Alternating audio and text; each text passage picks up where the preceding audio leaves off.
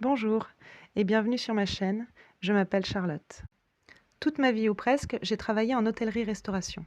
C'est difficile pour ceux qui connaissent, des horaires en coupure et beaucoup d'heures. Je travaillais jusqu'à 11 heures par jour. Je n'avais pas de vie à part le travail, mais je gagnais de l'argent. Puis est arrivé le Covid. Et là, ça a été une grosse claque. Déjà dans ma vie à l'époque, ça n'allait pas très fort, que ce soit l'amour, le travail et même la vie parisienne. J'avais envie et besoin de tout remettre en cause. Je voulais fonder une famille, ce qui n'était pas la priorité de mon amoureux. Le travail allait mal et la vie parisienne, n'en parlons pas, j'ai tout envoyé valser. J'ai passé le Covid chez ma sœur Juliette et merci encore à elle d'avoir pris soin de moi pendant ce moment-là.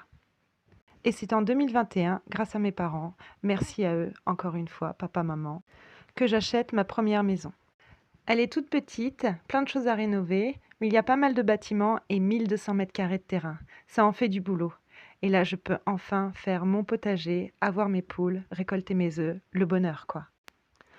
Depuis la fin du Covid, je pratique un sport qui m'aide à reprendre confiance en moi et qui est un rêve d'enfant, le parachutisme. Plus exactement, la chute libre. Ça m'éclate. Ça m'éclate tellement fort que je finis par m'éclater complètement, avec une mauvaise chute. Mon dos est cassé en deux et il me manque une vertèbre. Je ne peux plus marcher, je suis en fauteuil roulant. D'ailleurs, plus rien ne fonctionne en dessous de mon nombril. Je ne peux plus faire pipi, je ne peux plus faire caca.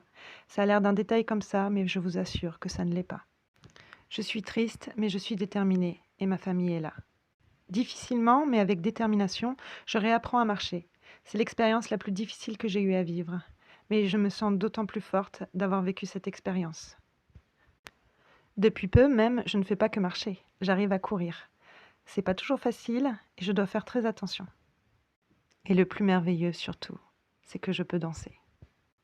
Même si j'ai l'air d'avoir tout récupéré, ce n'est pas le cas. Et même si mon mollet est très fort, j'ai un muscle au-dessus de la jambe droite qui ne fonctionne pas et je dois toujours faire attention. Pendant la rééducation, j'entends parler d'un concours de bande dessinée organisé pour les handicapés et j'ai l'idée d'y participer. Dans cette bande dessinée, je vais raconter comment je reprends goût à la vie, malgré le fait que je sois dans un fauteuil roulant. Et c'est à Angoulême que je reçois mon prix, première place dans ma catégorie au concours Hippocampe. C'est là qu'on me parle de Nicolas Manès, le copain d'une copine. Il est scénariste et il cherche quelqu'un pour dessiner sa bande dessinée. Ouah, une BD, incroyable. C'est comme ça que je me lance et je vous dis merci d'avoir écouté mon histoire et de suivre ce qui suit.